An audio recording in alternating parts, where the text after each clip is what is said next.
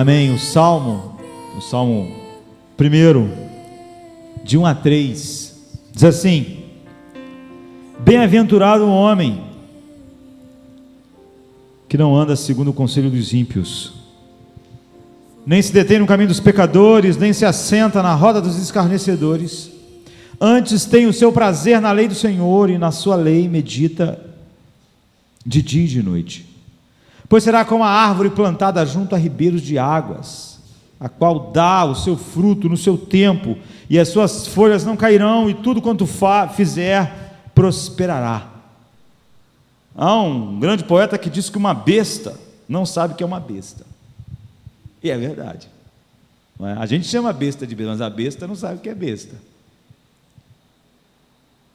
Então ele diz que quanto mais perto o homem chega de ser uma besta, menos ele sabe que é uma besta. Esse é o problema, não é? Que nós enfrentamos.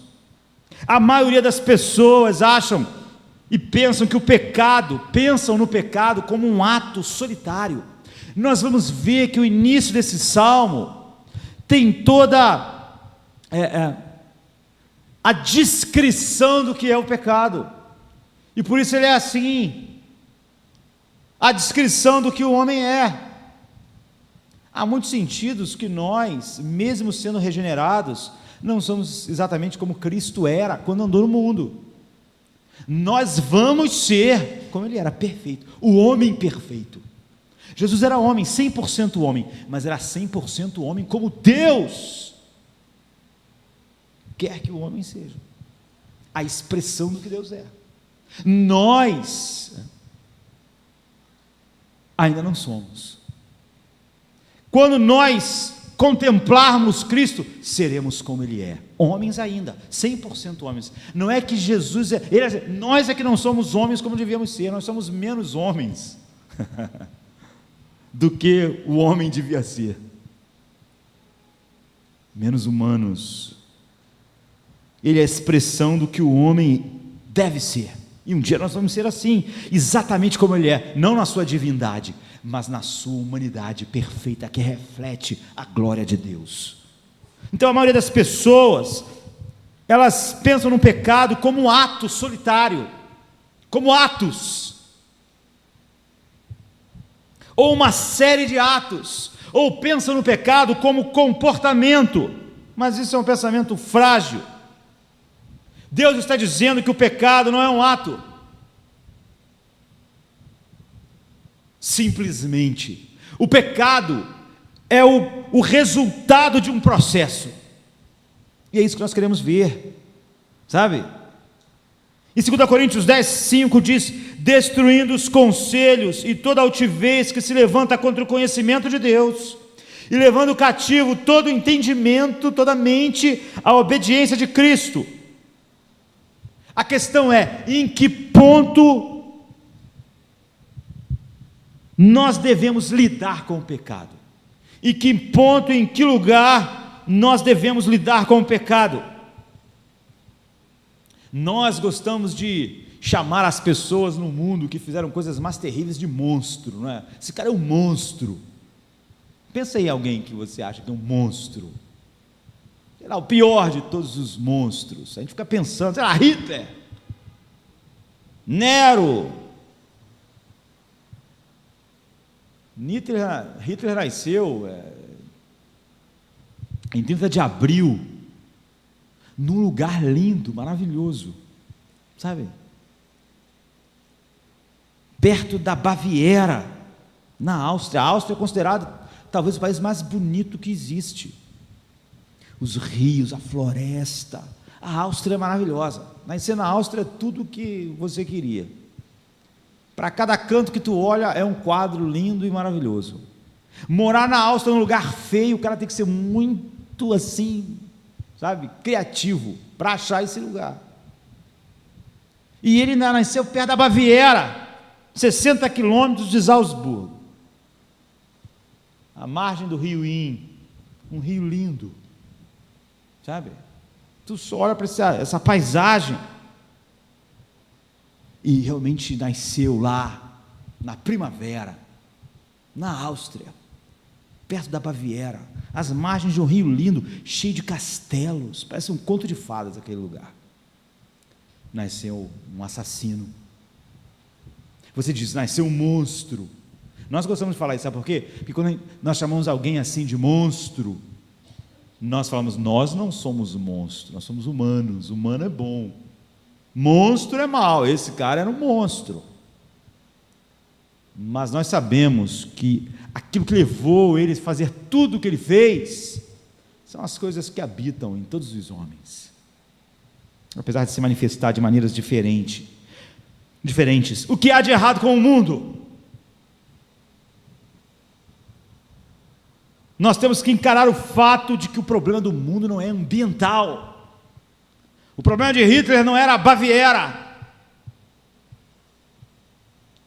não era a paisagem à sua volta, não era...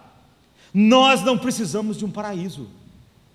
Se a grande necessidade do ser humano fosse de um paraíso, Deus resolveria isso não expulsando Adão e Eva de lá. Fiquem aí. Porque a necessidade de vocês é esse ambiente maravilhoso do paraíso, essa ausência de morte, ausência de dor. É disso que vocês precisam, mas não é esse o problema. O problema do ser humano não é esse, o problema não é ambiental. Nós não precisamos de um paraíso.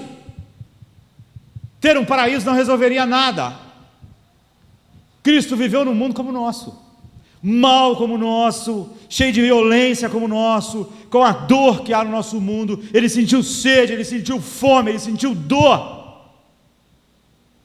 mas ele foi completamente diferente de nós. Onde está a diferença?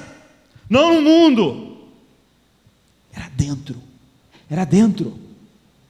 Jesus foi completamente santo e perfeito no mundo mal, e Adão estava escondido, nu, com a sua mente o acusando no meio do paraíso. Adão falhou no paraíso e Cristo triunfou no deserto, depois de 40 dias com fome, debilitado, mas ele triunfou num ambiente hostil. Então nós temos que entender o que é o pecado. Se nós pensarmos no pecado como um ato, ou uma série de atos, ou num comportamento simplesmente, nós não podemos entender nem o que o Salmo estava dizendo para nós, nem as nossas próprias vidas, nem o mundo à nossa volta. Thomas Brooks, um dos puritanos preferidos meu, morreu em 1680, ele diz assim, numa das suas obras: há almas, quando te deitares sobre o leito da morte, e compareceres diante do tribunal, o pecado será desmascarado, suas vestes serão retiradas, aí ele terá a aparência de mais vil, imundo e terrível que o próprio inferno. Dessa forma, aquilo que outrora aparentava ser doce, agora parecerá tremendamente amargo para ti, e aquilo que aparentava ser prazeroso, parecerá tão desprezível, tão assustador e nojento para a sua alma. A vergonha, a dor, o fel, o amargor, o horror, o inferno, que a realidade do pecado vai ser, quando ele for despido, e despertará o horror em todas as pobres almas que o amaram. O pecado certamente se demonstrará mau e amargo para a alma, quando suas vestes forem arrancadas. Satanás é um parasita, mas quando pecamos, ele se torna um tirano. A questão é, quem é culpado da tentação? Por que o mundo é como é? E por que o Salmo disse aquilo? Tiago 1,14 diz: mas cada um é tentado quando atraído e engodado pela sua própria concupiscência. Todos nós podemos dar testemunho da veracidade dessa afirmação de Tiago. Todo mundo é tentado, todo mundo está aqui, todos os homens. A tentação é uma experiência comum a todos os seres humanos, quer ele seja cristão ou não, regenerado e irregenerado. Paulo diz em 1 Coríntios 10, que não veio sobre nós nenhuma tentação que não fosse comum a todos os homens. Essa é uma experiência que a nossa raça caída divide, todos nós. E por enquanto, apesar de regenerados, batizados, a tentação continua sendo comum a nós. Todos nós temos que enfrentar o que eu chamaria da batalha da tentação, todos os dias. E é como lidamos com a tentação é que diz se você é regenerado ou não.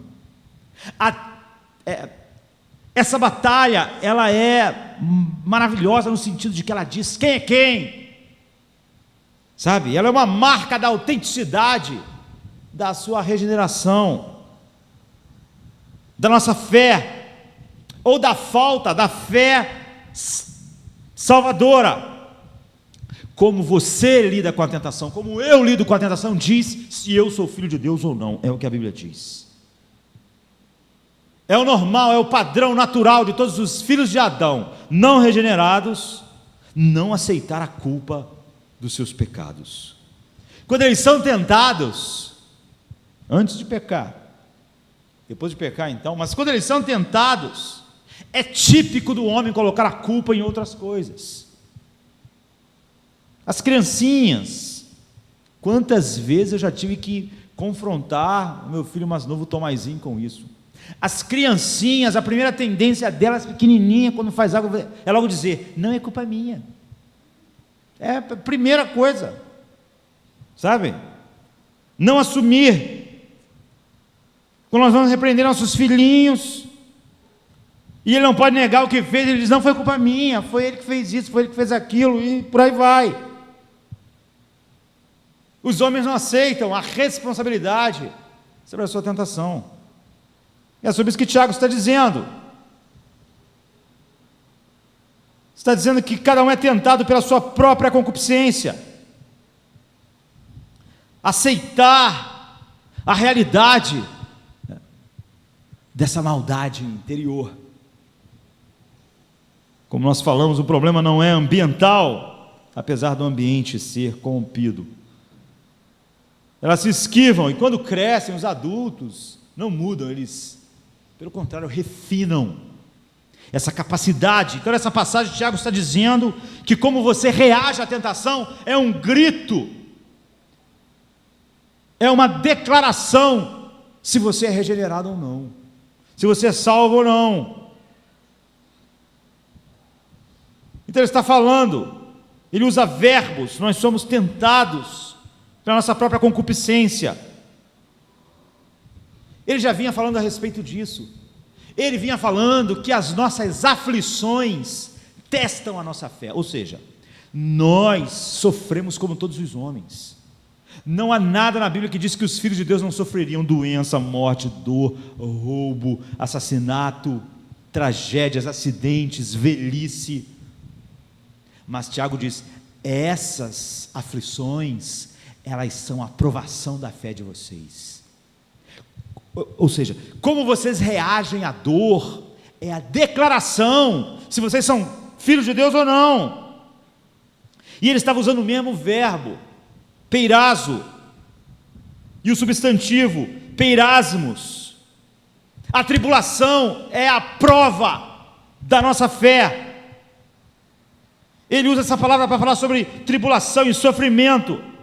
Então ele diz, mas feliz é o homem que persevera na provação, porque depois de aprovado, receberá a coroa da vida que Deus prometeu aos que o amam. Quando alguém for tentado, ele continua, e a palavra, ele estava usando provação, e agora a tradução diz, quando alguém for tentado, mas a palavra é a mesma, no original. Jamais deverá dizer, estou sendo tentado por Deus, pois Deus não pode ser tentado pelo mal, e Deus não tenta ninguém. Ele acabou de dizer que quem resiste à provação das aflições, da dor, da morte, do sofrimento, a fé que triunfa e que mostra o coração totalmente satisfeito em Deus no sofrimento, mostra essa fé verdadeira. A fé verdadeira é a fé que pode sofrer o que todo mundo sofre no mundo e ainda assim consegue ver toda a beleza e bondade de Deus e desejo de em tudo glorificá-lo. É o que ele está dizendo. Essas circunstâncias aflitivas produzem um crescimento espiritual em quem tem a verdadeira fé, em vez de produzir desânimo, queda, reclamações.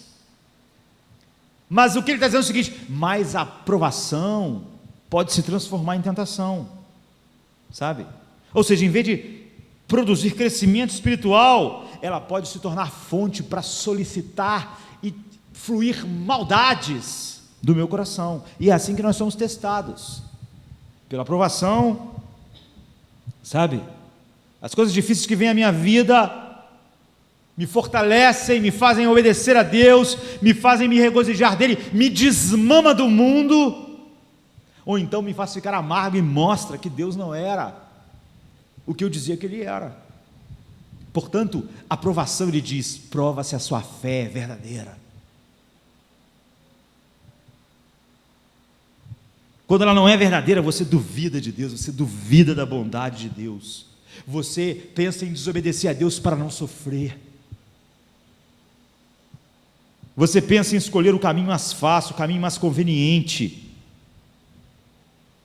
e assim a sua fé se mostra falsa. A mesma palavra então, ele é usada quando ele fala sobre provação, ele fala aqui, sabe, sobre tentação. Apesar de a gente usar provação e tentação, na Bíblia não tem essas duas palavras. Uma provação ou uma tentação vai ser dependendo de como você responde a ela. É isso que a Bíblia está dizendo para nós. Se você responder uma provação como obediência, então ela é uma provação, ela prova que a sua fé é verdadeira. Agora, se você responde a aprovação com desobediência, ela virou uma tentação para você, porque você respondeu ela com mal. Aquela coisa gerou mal, fez fluir o mal que estava dentro. Então, ela para você foi tentação. Se você responder a aflição com desobediência, então ela se transformou numa tentação e você caiu presa dela. Então todas as provas são um potencial, tem o seu potencial de se transformar numa tentação dependendo da sua resposta. É isso que o Tiago tinha acabado de ensinar, sabe? Agora ele está dizendo que todas as circunstâncias da vida que nós enfrentamos nos fornecem essa mesma coisa.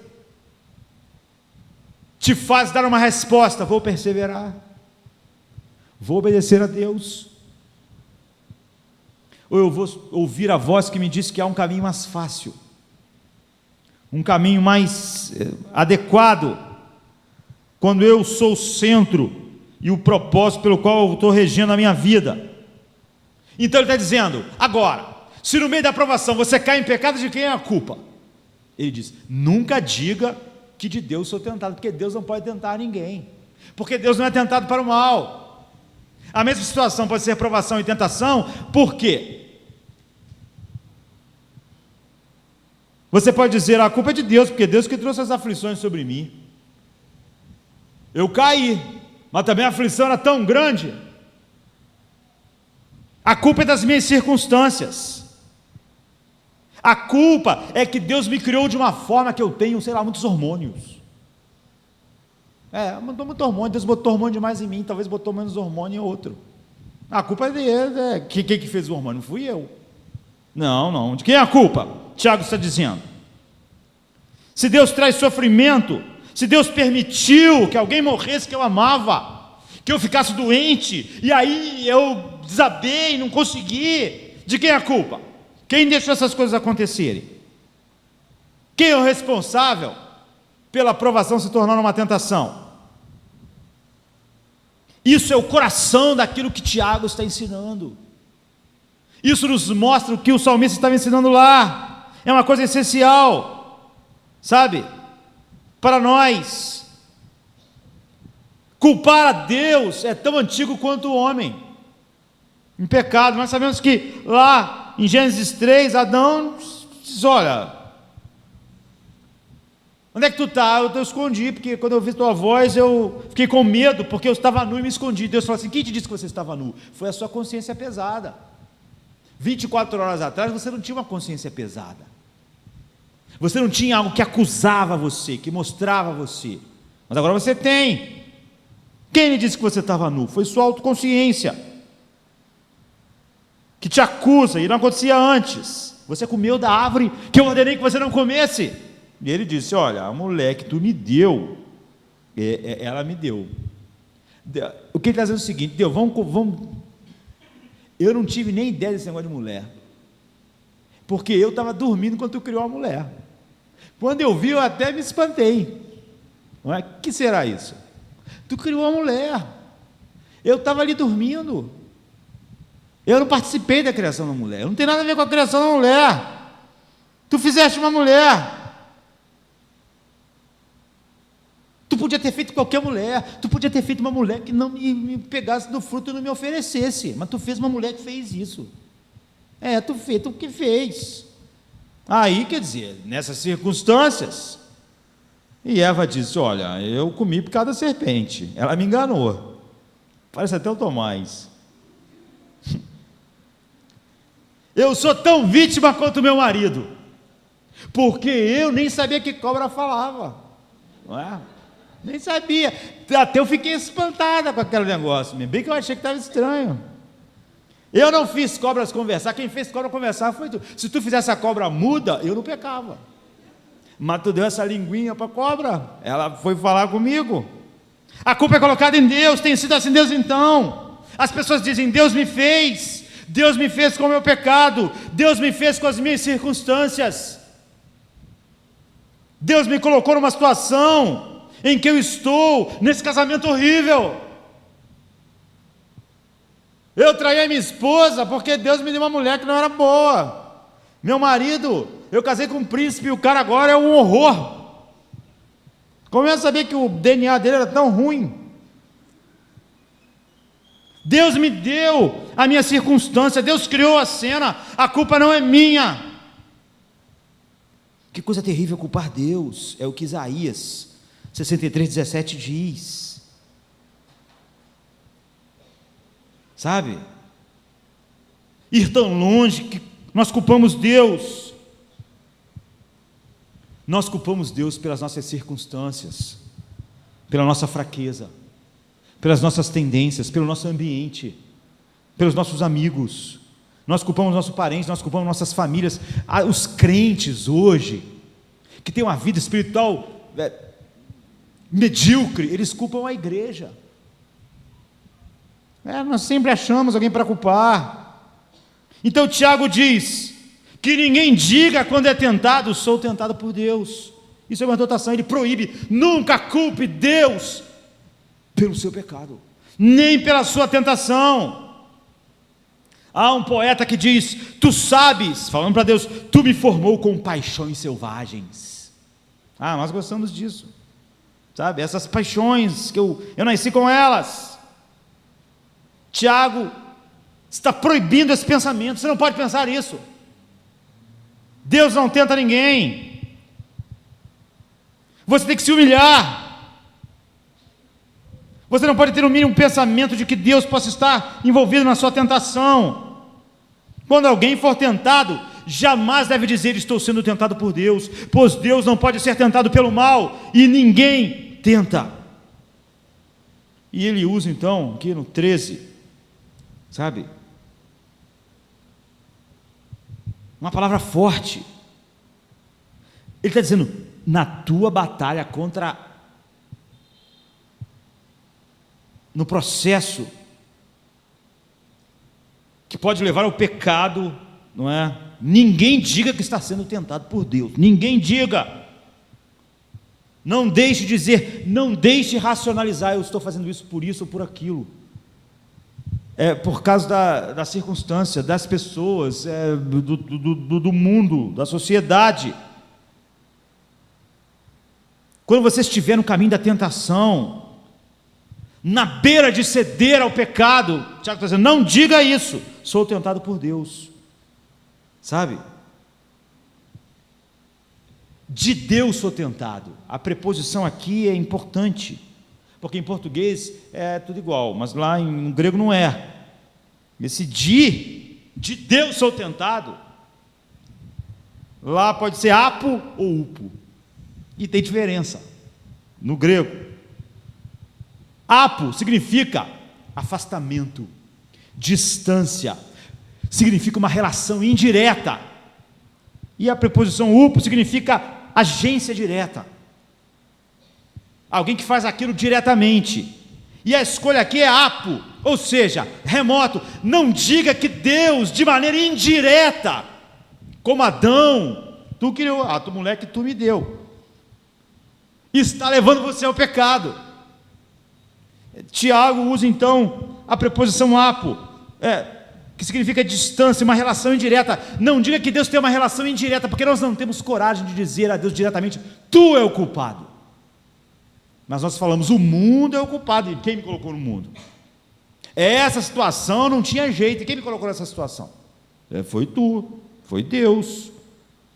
E usa apo. Deus me criou assim, Deus me deu esses hormônios, Deus me deu essas coisas, Ele criou essa circunstância, Ele me colocou nesse ambiente, Ele me deu essa família, Ele me colocou no mundo numa época que a igreja é assim como ela é, com esses erros. Então Deus de alguma maneira está envolvido. Ele diz, não diga isso, e Ele usa essa preposição para dizer, não diga isso indiretamente, sabe? Porque a maioria dos homens não vão tão longe a ponto de apontar o dedo diretamente para Deus. Eles estão culpando o corpo deles, mas quem fez o corpo deles foi Deus. Eles estão culpando o ambiente, mas quem colocou eles lá foi Deus. Adão não diz, tu é o culpado. Ele diz, a mulher que tu me deste, mas indiretamente és tu. É o que Tiago está dizendo, não faça isso. Não, você nunca disse que Deus não só não faz diretamente, mas como indiretamente. Não há agência remota de Deus. Nunca diga isso, nunca, nunca. Nunca diga que é culpa da criação, é culpa de alguma outra coisa.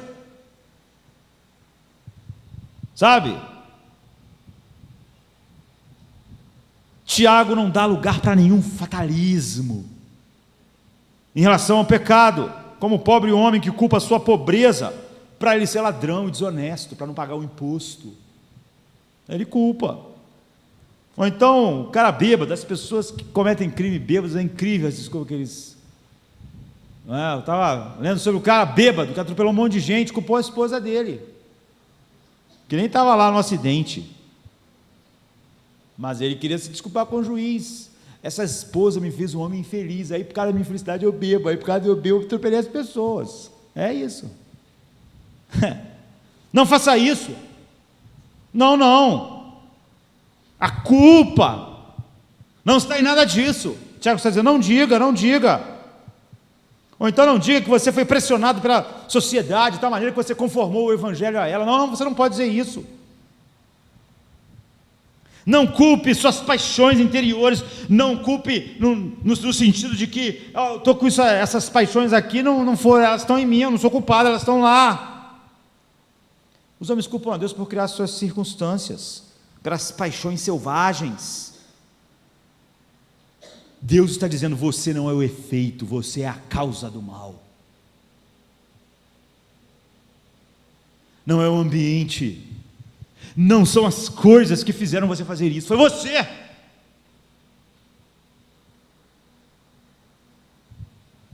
Deus não é responsável pela tentação.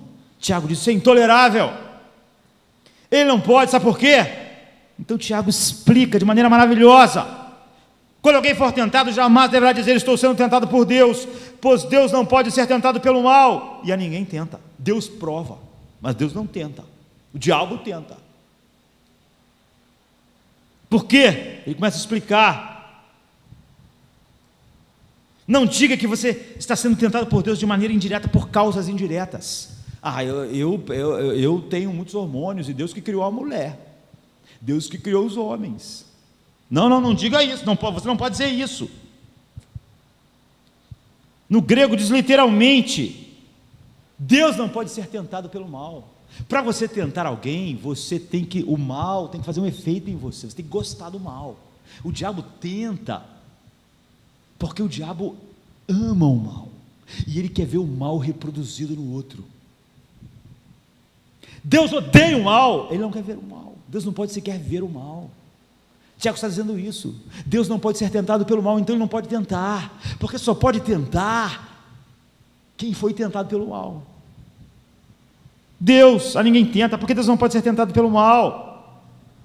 Pois Deus não pode ser tentado pelo mal, e então a ninguém tenta. Os deuses pagãos são cheios de ciúme, de ódio, de todos os pecados, porque eles foram criados pelos homens. Então eles são a imagem e semelhança dos homens. Assim são as divindades que os homens criam, os falsos deuses. Eles manifestam a corrupção daqueles que os criaram. Mas a Bíblia diz: Deus não pode ser tentado pelo mal. E a palavra que o Novo Testamento usa é apeirastos. Sabe? Deus não tem experiência do mal. Deus nunca experimentou o mal. Deus não é capaz de experimentar o mal. Deus não tem capacidade para o mal. Ele não tem nenhuma vulnerabilidade para o mal. Você vê a diferença? Eu disse pouco atrás que Jesus, que andou no mundo, era um homem como nós vamos ser, mas não um homem que nós somos ainda.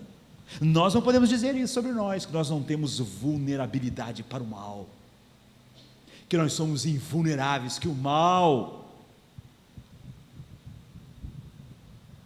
Deus não pode ser tentado.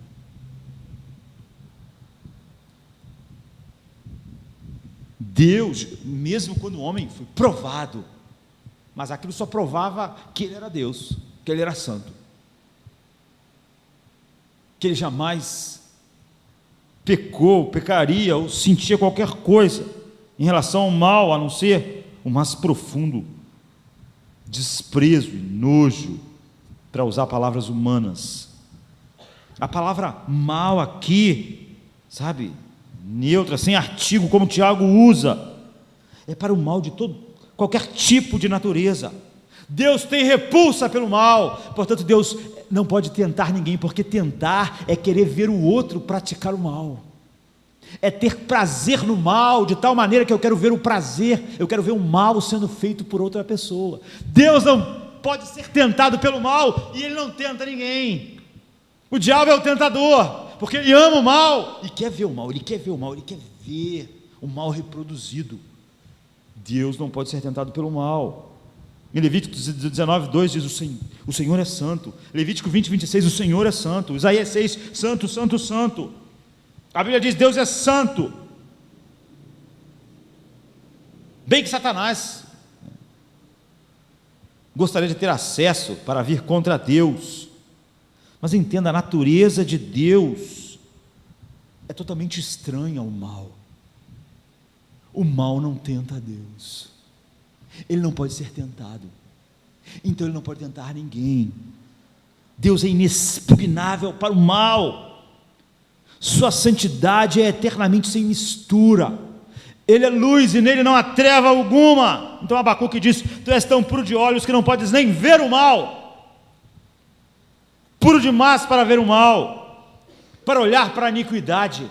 É por isso que Deus tem que punir o pecado. É por isso que muitas pessoas cristãs nos nossos dias não entendem.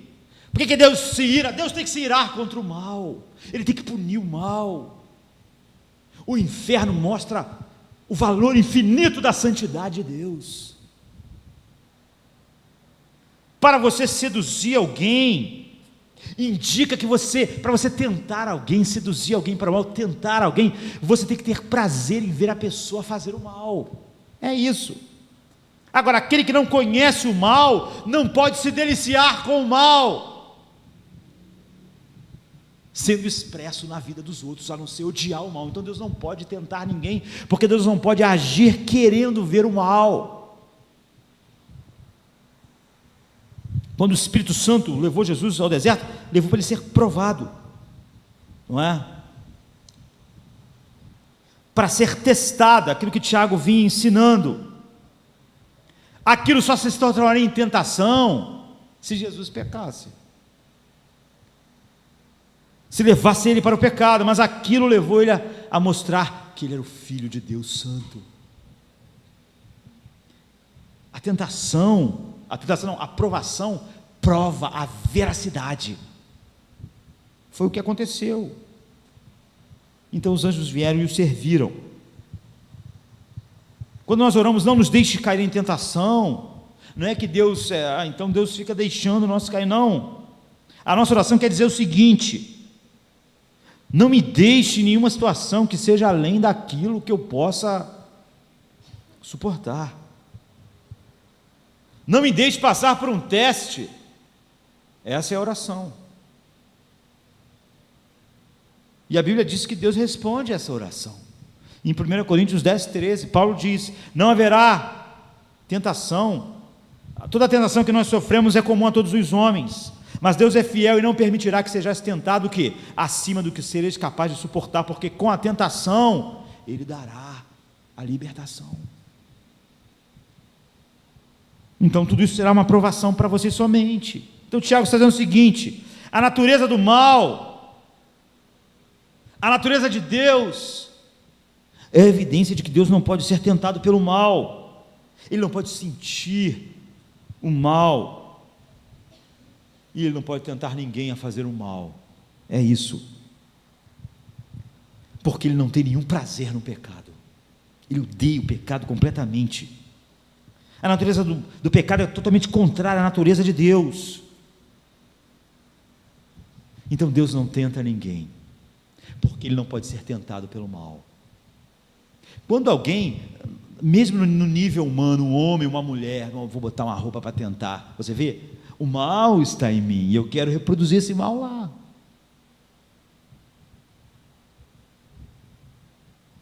Só pode tentar quem se delicia com o mal de alguma forma. É o ensino de Tiago.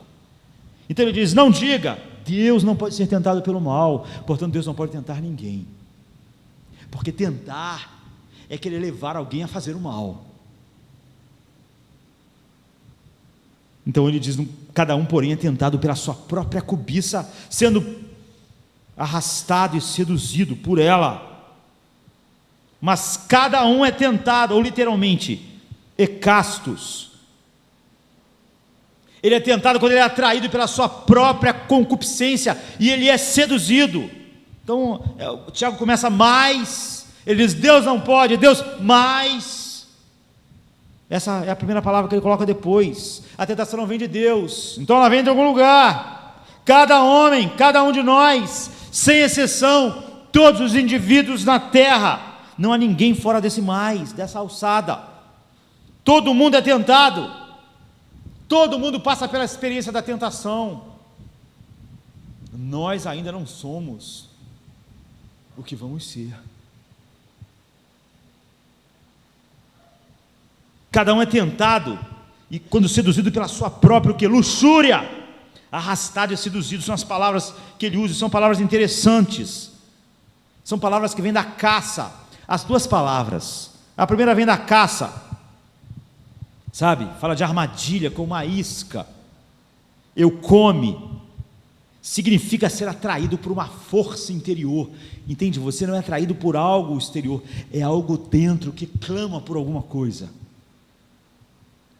Ser conduzido, ser impelido, mas por uma força interna e não externa.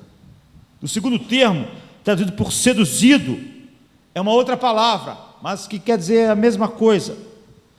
É a palavra usada para isca, para peixe, é aquilo que atrai para o gancho, é o que Pedro usa, quando fala em 2 Pedro 2, 14 e 18, deleazo sominos, que significa seduzir, como você pega um peixe.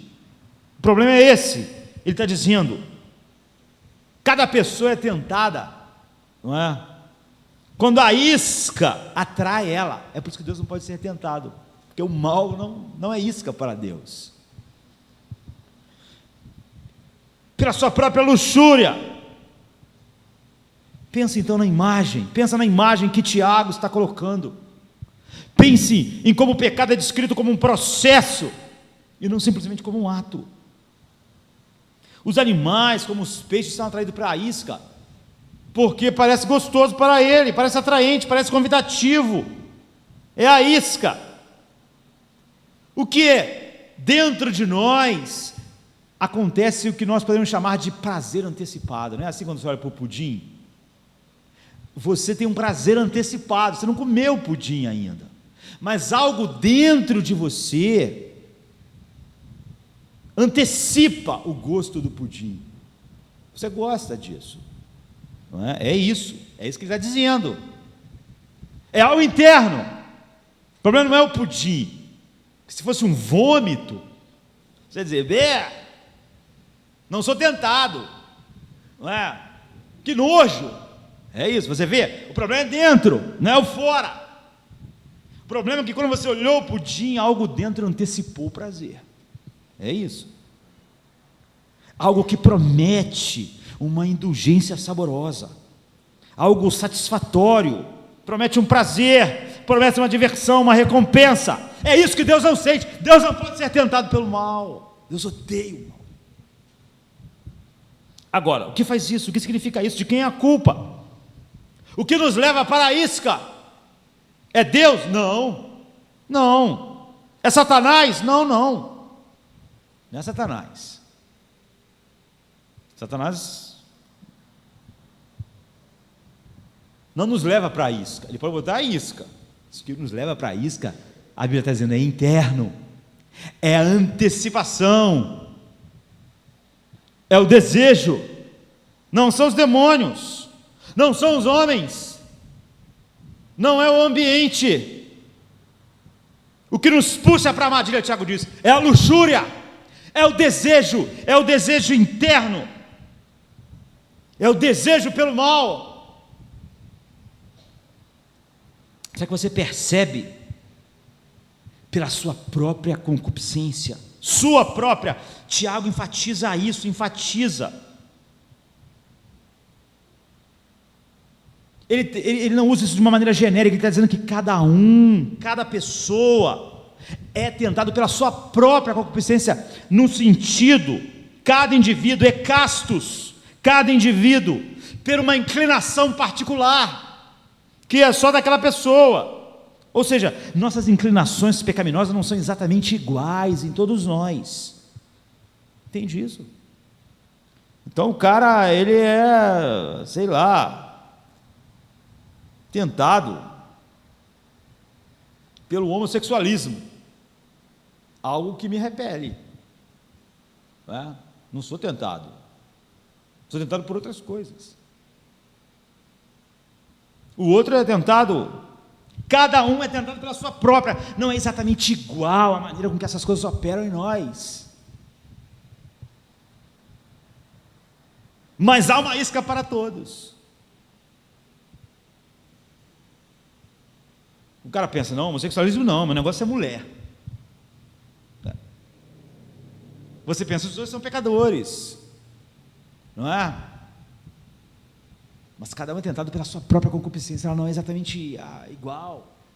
Pode haver concupiscências atraindo pessoas para determinadas coisas que outra pessoa pensa, como é que a pessoa pode fazer uma coisa dessa, rapaz? Não consigo entender. Enquanto há outras coisas que ele está, cada um é pela sua própria. Nós temos certas características do nosso desejo, que faz iscas serem diferentes para nós, mas cada um é tentado pela sua própria luxúria, pela sua própria concupiscência. A palavra desejo é epitúmia, é a palavra central na frase, é tumus, significa desejo da alma, desejo interno. Então o problema do nosso pecado não é Deus, o problema do nosso pecado não é o diabo, o problema do nosso pecado não são os demônios, o problema do nosso pecado não é um mundo que é mau. O mundo, os homens maus, os demônios, o diabo, tudo cercavam Cristo, mas ele nunca pecou. porque nele não havia epitúmia, não houve luxúria, não havia antecipação do mal, não havia antecipação como algo prazeroso, satisfatório. Então não havia nada que o mundo, o Satanás, o ambiente pudesse colocar no anzol, que ele visse como isca. É isso, o diabo, os homens não tinham nada para colocar no anzol para Jesus. Ele não pode ser tentado pelo mal. E cada um é tentado pela sua própria concupiscência. Se não houvesse a concupiscência, não haveria iscas possíveis.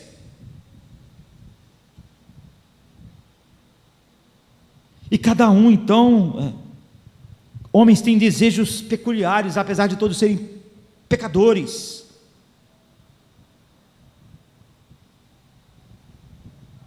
Então há no homem propensão de desejar coisas que satisfazem.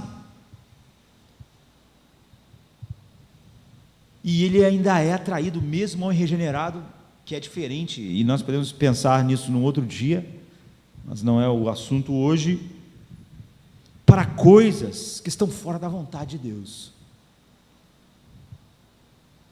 Então, quando ele é atraído pela sua própria concupiscência, aqui ele usou upo, e não apo, como nós vimos, ele é atraído diretamente. A tentação é real, é luxúria, é a causa.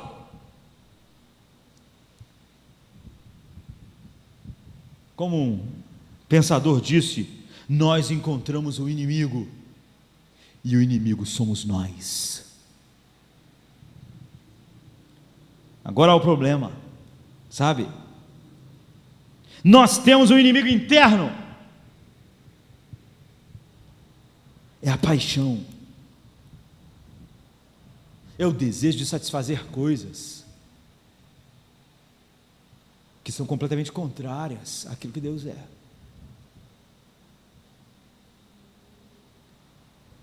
E sempre, e na maioria das vezes, são coisas boas que foram pervertidas por nós, homens. Deus, por exemplo, nos dá a bênção, vamos pensar numa coisa bem simples, do sono. Sono, uma bênção. Mas aí a luxúria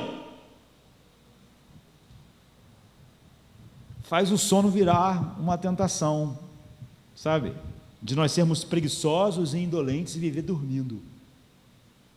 E não sermos tudo que temos que ser, não viver para Deus o que temos que fazer, porque nós gostamos de dormir. É isso, é isso. Deus nos deu roupas para cobrir nossa nudez, para nos manter aquecidos, mas nós fazemos das nossas roupas um símbolo de status. Nós queremos que as pessoas nos achem um sucesso pelas nossas roupas. Pronto, está vendo? A roupa virou uma tentação e virou pecado.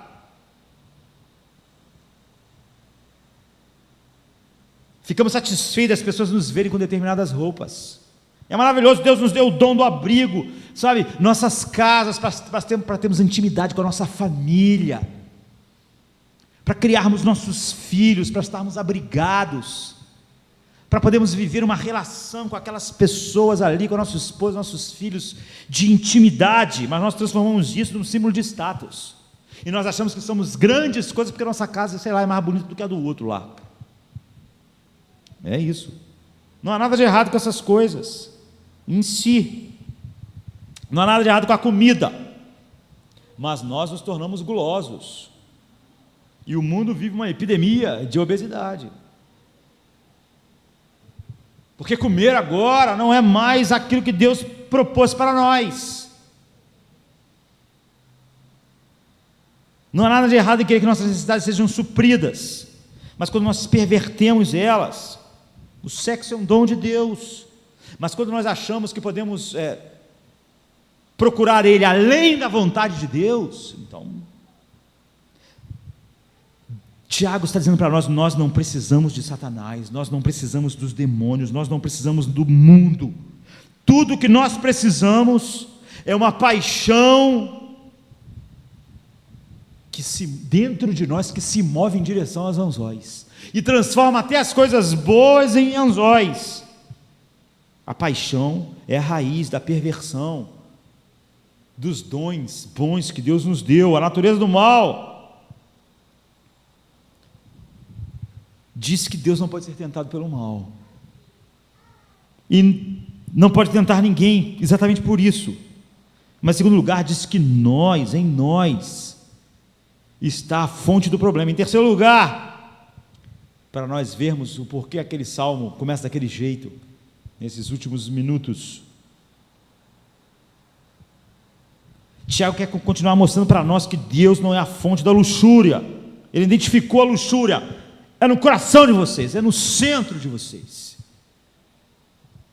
Então no 15 e 16 ele continua, e esse é o coração do que ele está dizendo para nós. Ele transforma a metáfora de caça para a metáfora da cobiça nos arrastando e seduzindo, e a cobiça que está dentro de você engravidando. É isso. Cada um, porém, é tentado pela sua própria cobiça, sendo arrastado e seduzido. Então a cobiça, tendo engravidado, imagina a cobiça sendo uma mulher grávida, não é? Dá luz ao pecado, e o pecado, após ser consumado, gera morte. Ele diz: a luxúria concebe, ela engravida, seu desejo fica grávido. Não é engraçado isso? Desejo grávido, é isso. E esse desejo grávido, ele vai gerar um filho, e esse filho vai produzir o quê? Morte. Isso é útil para nós, sabe? Porque nós pensamos no pecado como um ato solitário, mas você vê, não é nada disso, não é nada de um ato solitário, ou então uma série de comportamentos. O pecado é o resultado de um processo. Ele começa, como ele disse, com um desejo dentro de nós, que é epitúmia, ou luxúria.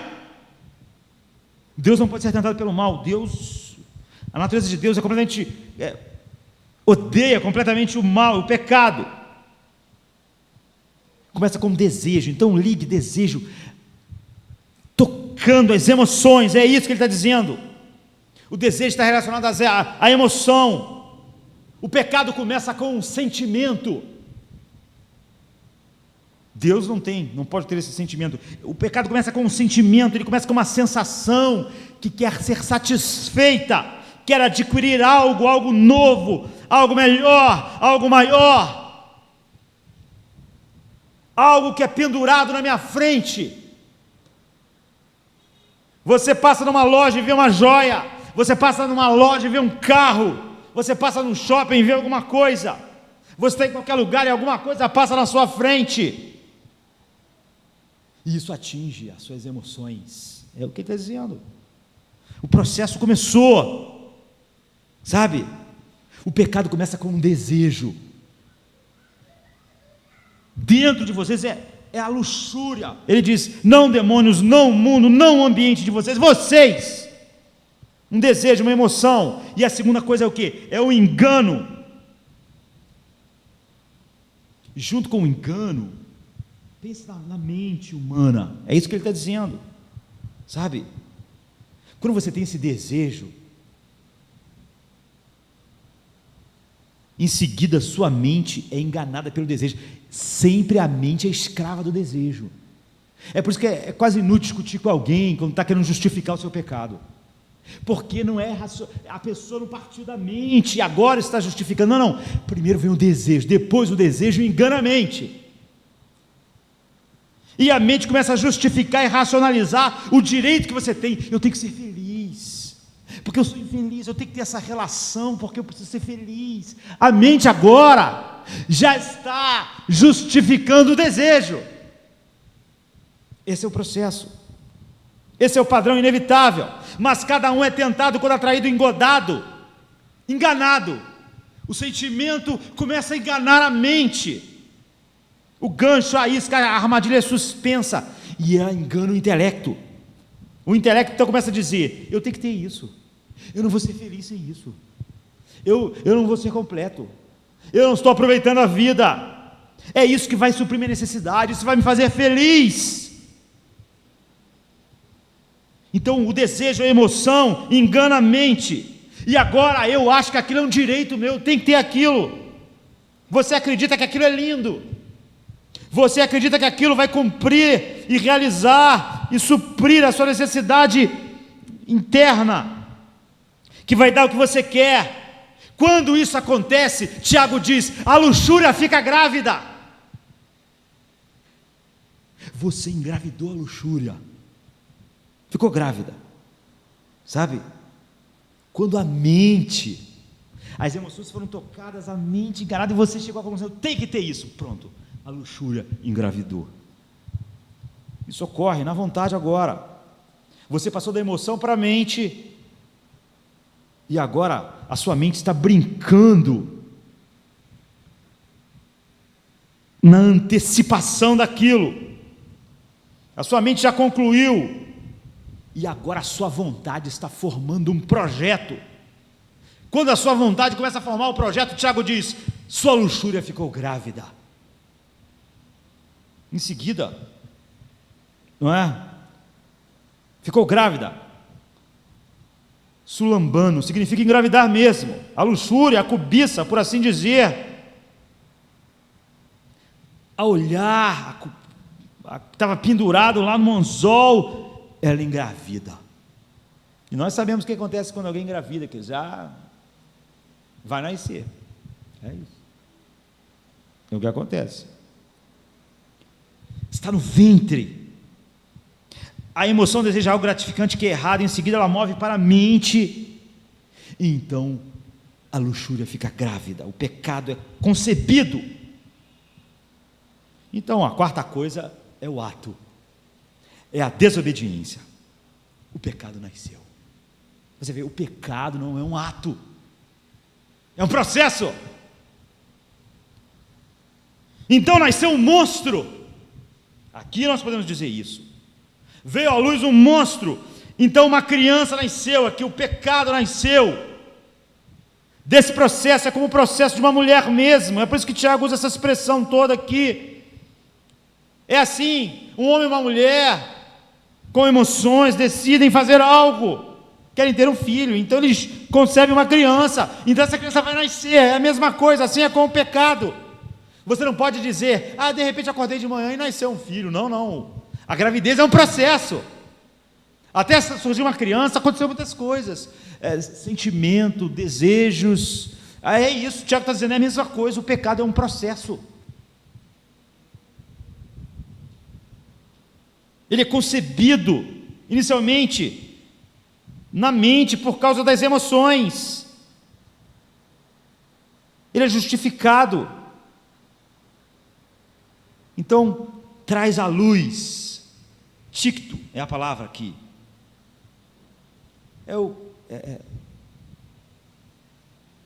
Nasceu no comportamento.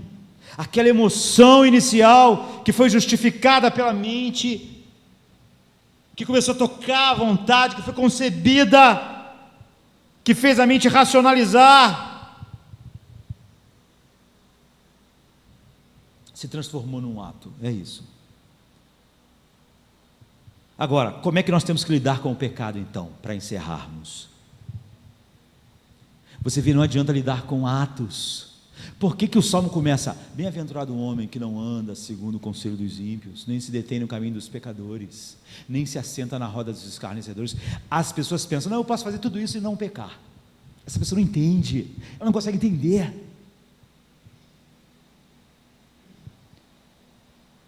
Ela acha que pecado é só um ato.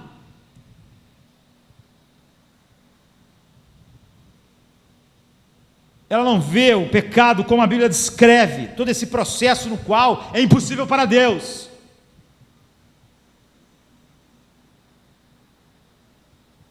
Então nós temos que tratar com o pecado fazendo o caminho inverso. A criança que nasceu. Como é que você evita o pecado? Fazendo o caminho inverso. Onde começou o pecado? Quando a luxúria engravidou? É lá. Se você não tratar lá, vai ser inútil. Você tem que fazer o caminho de volta. Tudo começou na sua resposta emocional. Você precisa ter uma mente que tenha respostas emocionais santificadas, para que o processo seja interrompido na mente.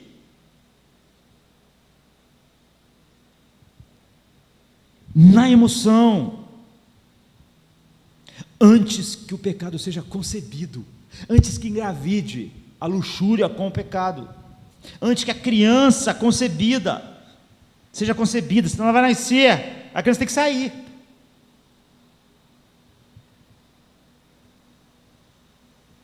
Então você não pode expor as suas emoções aos anzóis com as iscas, porque você não é como Deus, não ainda. Deus não pode ser tentado pelo mal, mas você pode. Se você agora foi liberto do jugo do pecado, você passou a odiar o pecado.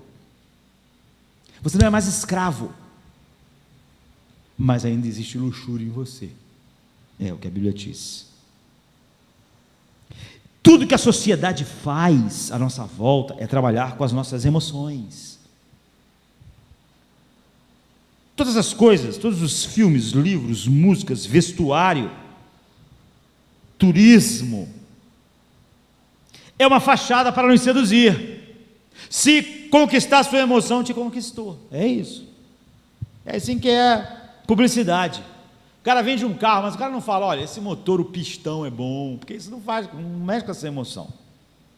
Aí você vê o cara dirigindo, cabelo voando, eles falam, isso é liberdade, isso é ser importante. Estão tocando a sua emoção, não no carro. Eles não estão descrevendo, olha essa porca que maravilhosa, essa porca nesse parafuso, olha essa máquina, como isso foi, quando isso não vai tocar.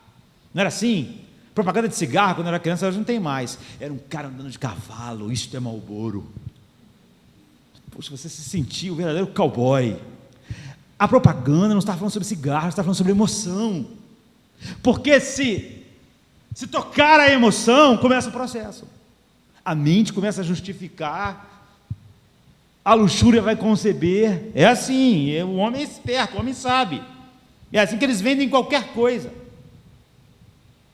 Eles vendem emoções. Aquilo não tem nada a ver com o carro. São as emoções é onde tudo começa. Uma mulher põe um perfume, bota uma roupa, ela quer tocar a sua emoção, não é assim? Porque se tocar a sua emoção, isso vai atingir a sua mente. É por isso que Paulo diz, como nós lemos, levar todo pensamento cativo à obediência a Cristo. É lá, é na mente, é na emoção, é a mente cativa a Cristo. É aí que você vence o pecado, porque o pecado é um processo. Trazendo a mente cativa a Cristo. Se você deixa a sua mente desprotegida, preenchida pelas imagens do mal, se as suas emoções não são cativadas por aquilo que Deus faz e dá, então elas vão ser cativadas. É por isso que suas emoções têm que estar entregues a Deus. Uma das coisas mais maravilhosas é a música, porque música toca as nossas emoções. Então a música é emocional, mais do que cognitiva. A maior parte do tempo ela é emocional. Tem gente que gosta de coisas que, se ele fosse ler a letra direitinho, ele não ia gostar, mas ele nem está pensando, a música tocou ele. É isso. É maravilhoso, não acho isso ruim em tudo. Porque tem gente que tem problema com tocar as emoções, o problema não é isso. Tem gente que acha até que a adoração tem que ser uma coisa assim. Pode tocar emoção, vamos só cantar uma coisa ortodoxa. Tem gente que fala isso, acham isso, não, é maravilhoso cantar a verdade de Deus, porque toca as nossas emoções, isso é maravilhoso, nossas emoções têm que ser despertadas pela verdade, e pela música, revestindo a verdade. Isso quer dizer que você não pode expor as suas emoções continuamente a qualquer coisa que te atrai para longe de Deus, porque começa nas emoções. Quem faz isso está brincando com o pecado. Não pode orar a Deus, não me deixe cair em tentação. Quem anda no caminho dos ímpios, quem se detém, quem se assenta nas rodas dos escarnecedores, está no processo oposto a tudo que a Bíblia diz sobre o pecado. Ele não pode dizer que está fazendo isso para a glória de Deus, ou que está fazendo isso porque odeia o pecado. A mente, sabe, você precisa ter a mente renovada. Renovai-vos pela transformação da vossa mente. O pecado é um processo, vocês têm que começar lá no oposto. Você precisa ter a mente saturada da palavra de Cristo, habitando ricamente, para que quando a emoção, quando qualquer uma dessas coisas chegar, possa ser freado tudo na mente, nas próprias emoções. Se você deixar a luxúria conceber o pecado, você deixou o pecado, você deixou as coisas longe demais. Então Paulo diz: transformai-vos pela renovação das vossas mentes, não vos conformeis com o mundo. É assim que se luta contra o pecado, nas emoções, na mente. É antes, é parar o pecado antes que ele comece, antes que ele seja concebido. Se você expõe as suas emoções a tudo que o mundo joga, você vai deixar a sua mente aberta para justificar aquilo. É isso, é a verdade. Então você tem que cultivar a sua mente com a palavra de Deus, meditar, encher. É por isso que ele diz: não anda no caminho dos pecadores, não se detém no caminho dos pecadores, não se assenta na roda dos escarnecedores, antes tem seu prazer na lei do Senhor, e nela medita de dia e de noite. Por causa disso é assim, é um processo, você vence o processo assim. E então no versículo 15 ele diz: e quando o pecado é concebido, é concluído. Ele usa a palavra apacoa, que significa deixar de estar grávida. Quando uma mulher deixa de estar grávida? Quando o neném nasce. Ele diz: então vai chegar a hora que você vai deixar de estar grávida do pecado. O pecado nasceu. Depois, havendo a concupiscência concebido, engravidado, dá à luz, apacoa, dá à luz ao pecado, e o pecado sendo consumado gera morte. Sabe, é um sinônimo de ticto, que é outro verbo usado para expressar deixar de estar grávido. É a morte. Quando o pecado nasce um assassino, é o que ele diz. Você nesse processo concebeu um assassino. A luxúria engravidou de uma criança que é um assassino, e quando ele nasce, ele te mata. Ele gera morte. Começou na emoção, que foi para a mente, que acabou numa decisão, a concepção. Então não adianta, o pecado não é só um comportamento, não é só um ato, é um processo. É um processo de gerar um assassino, gerar um monstro. O salário do pecado é o quê? É a morte. Você gerou algo que te mata, um assassino. E nós temos que acabar. Mas Tiago não acabou. Ele diz: pecado sempre gera morte. Mesmo em alguém regenerado, que não gera mais morte eterna, gera morte, gera destruição à sua volta, na sua própria vida. Pecado sempre gera morte, sempre gera destruição. Mesmo naqueles que de fato, não sendo escravos do pecado, não vão viver em pecado, mas aquele pecado vai gerar perda, morte. Todo pecado gera isso, todo pecado traz a morte. Então no 16 ele diz: meus amados irmãos, não se deixem enganar. Se você não entender assim, você está se enganando. Se você não tratar do pecado lá, na emoção e na mente, você está se enganando. Ele usa a palavra que não se deixe vagar, como os planetas capturados por algo, não se deixe. Ele está dizendo: pare de culpar a Deus, comece a culpar a você mesmo. Foi suas emoções, você deixou ela dominar a sua mente justificou e sua luxúria engravidou do pecado. Depois que você concebeu o pecado, ele nasceu. Depois que ele nasceu um assassino, um monstro. E você é o responsável. Você é o culpado.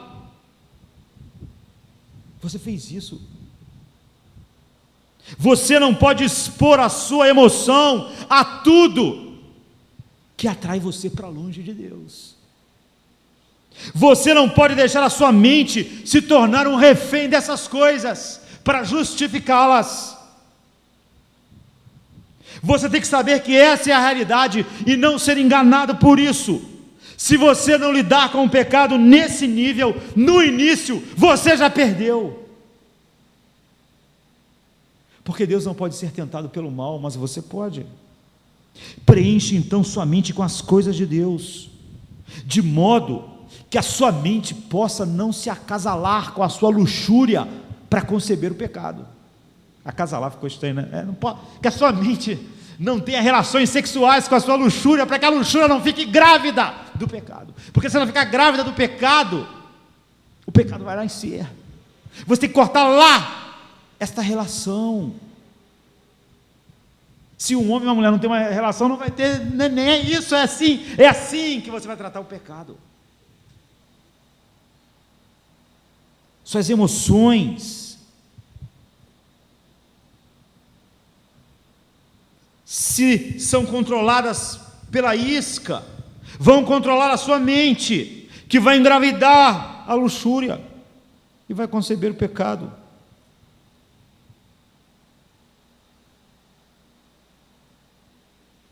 Vença o pecado. Todo aquele que é nascido de Deus tem o poder de vencer o pecado, porque ele não é mais escravo do pecado. Quem é escravo do pecado não nasceu de novo. Mas todo esse processo ainda é uma realidade.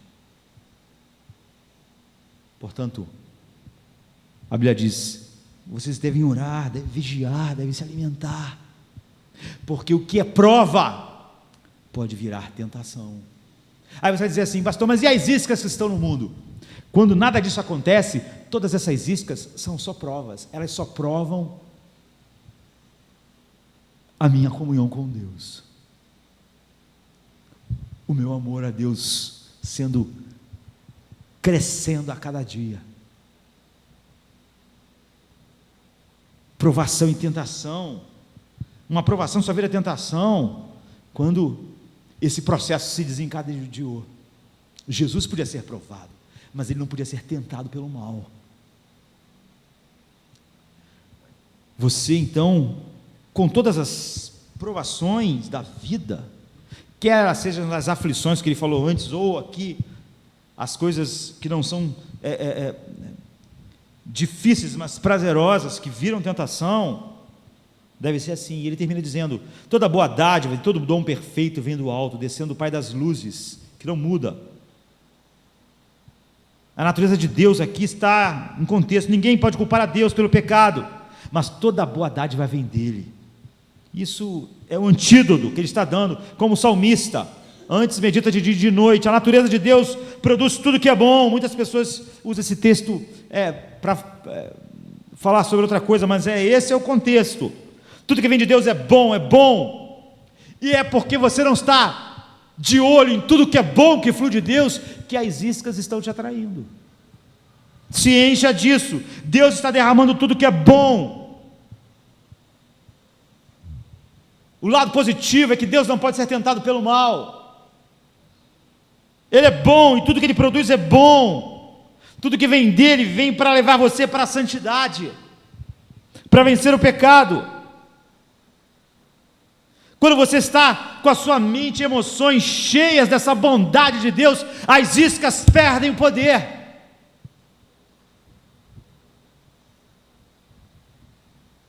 Deus nos dá tudo que é bom, tudo que flui dele é perfeito, assim. É o ato de dar de Deus, dorema, é a palavra que é usada. É bom no sentido que é completo, tudo que Deus dá é completo, satisfaz. E se você tiver com tudo que vem de Deus e satisfeito em Deus, então os anzóis e as iscas do mundo vão perder a atratividade. E é por isso que Jesus diz: peça e será dado a ti, busque e achareis, porque Deus é bom. Se você pedir, você vai achar. Por isso que ele diz para Pedro: ore, Pedro, para você não entrar em tentação. Não, faça isso. É assim que nós fugimos das iscas estúpidas do mundo. Toda boa dádiva e todo bom perfeito vem do alto, descendo do Pai das luzes, que não muda, como sombras inconstantes. Pai das luzes. Ele tá falando a respeito de sol, estrela. E é por isso que os judeus gostavam de fazer isso. Ele fala que não há sombra e variação, porque essas coisas que Deus criou são maravilhosas, mas elas trazem sombra e variação. Apesar de elas expressarem Deus, elas não são luz como Deus é. É isso que o diabo fez. Quando Eva achou que tinha alguma coisa boa fora de Deus, ela começou o processo. Ela comprou a mentira. A sua mente racionalizou, ela engravidou. E hoje nós temos a morte. Quando Natã confrontou Davi, ele disse: Davi, você é esse homem. As pessoas não gostam disso, mas vamos colocar em linguagem clara. Natã estava dizendo: você é o cara, você é o pecador, você fez isso, você é um adúltero, você é um assassino, você. E olha o que Deus diz: eu te ungi rei, eu livrei você das mãos de Saul, eu lhe dei casas e mulheres, dei a nação de Israel e Judá. E se tudo isso não fosse suficiente, eu lhe teria dado mais ainda. Mas porque você desprezou a palavra do Senhor, fazendo o que ele reprova? Você matou Urias, o hitita, com a espada dos amonitas, e ficou com a mulher dele. Você fez isso. Era só você olhar para Deus, encher sua mente de emoções. Era assim que você venceria. Ele é o Pai das luzes, tudo bom flui dele. Não há nada que ele te dê, quando você está capturado pela beleza dele, que vai te levar para o pecado. E o fluxo das coisas boas de Deus nunca cessam, dele vêm essas coisas. Sintonize o seu coração e a sua mente com tudo que Deus é, porque o pecado é um processo. Não ande segundo o conselho dos ímpios, não se nas rodas dos escarnecedores, porque você já está no processo, já está. Antes de fazer isso, não faça isso, faça o contrário. Medita na lei do Senhor de dia e de noite, antes tem nela o seu prazer. É isso que joga fora as iscas que podiam conceber, engravidar a luxúria, tocar a emoção, convencer a mente com o engano, engravidar a luxúria, nasceu o pecado, e ele ser um assassino. Se nós não entendemos que o pecado é um processo, nós não vamos ter como lidar com ele, porque você tem que lidar com ele lá onde ele começa. Vamos ficar de pé.